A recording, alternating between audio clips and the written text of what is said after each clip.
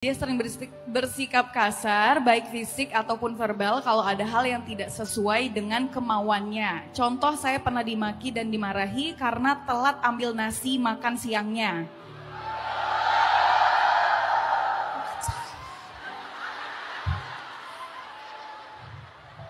Saya juga pernah dipukul, dilempar barang, dan diusir karena telat datang ke rumahnya.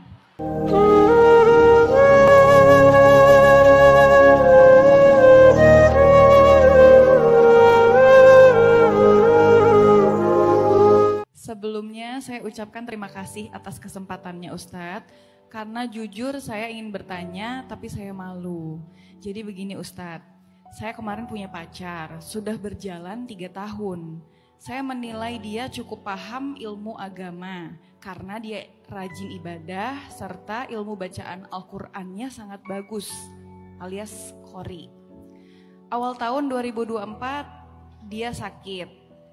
Diagnosa yang selama ini saya tahu karena sakit lambung, tetapi bolak-balik masuk rumah sakit dan sering diopname. Selama sakit saya selalu mendampingi ke sana kemari dan sering ikut nginep rumah sakit atas permintaan orang tuanya. Ini belum nikah tapi ya Ustadz. Selama 6 bulan Ustadz, saya awalnya ikhlas. Lama-lama saya sadar Ustadz kami belum menikah. Saya juga makin jauh dari keluarga saya dan banyak kerjaan yang saya tinggalkan.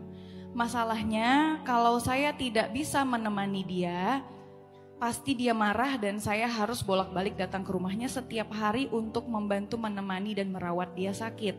Dia juga sering bersikap kasar, baik fisik ataupun verbal kalau ada hal yang tidak sesuai dengan kemauannya.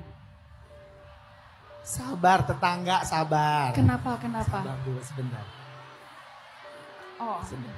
Lanjutin dulu ya. bentar. Mungkin mereka tetangganya kali. Oke. Kemudian Dia sering bersikap kasar, baik fisik ataupun verbal kalau ada hal yang tidak sesuai dengan kemauannya. Contoh, saya pernah dimaki dan dimarahi karena telat ambil nasi makan siangnya.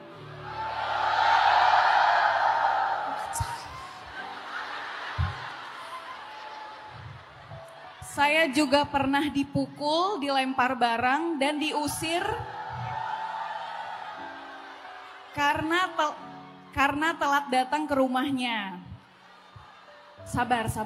Belum puncaknya belum. Puncaknya terakhir kali waktu itu saya diusir, dipukul, dan sempat ditendang di depan orang tuanya Ustadz.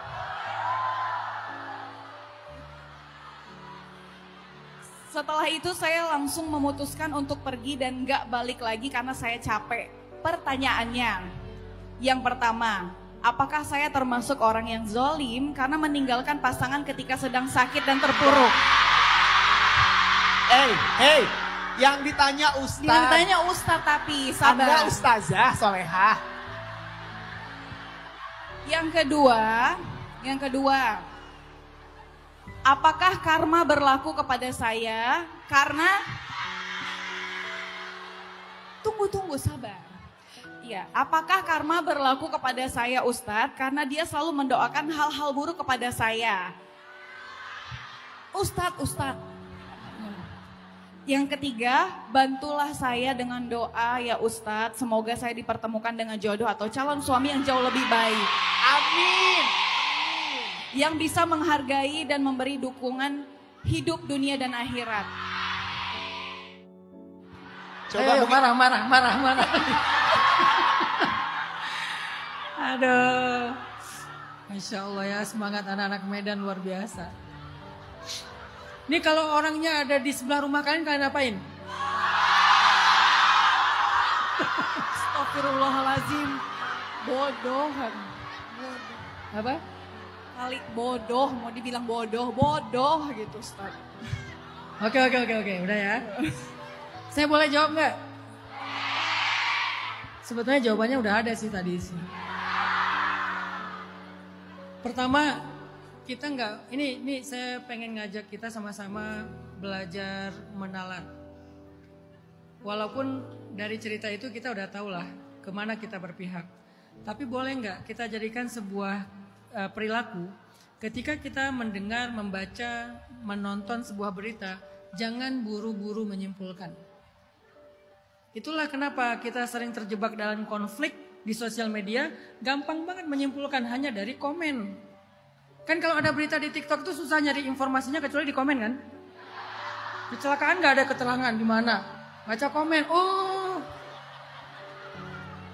sekarang bukan saya menuduh Mbak C, bukan, tapi ini lagi menjadikan ini sebagai sebuah inspirasi aja untuk berpikir. Sekarang banyak banget loh modus kejahatan itu dengan playing victim. Karena kita tuh dikelilingi oleh orang-orang NPD kan. NPD itu gimana cara kerjanya? Modusnya tiga. Love bombing, manipulatif, playing victim.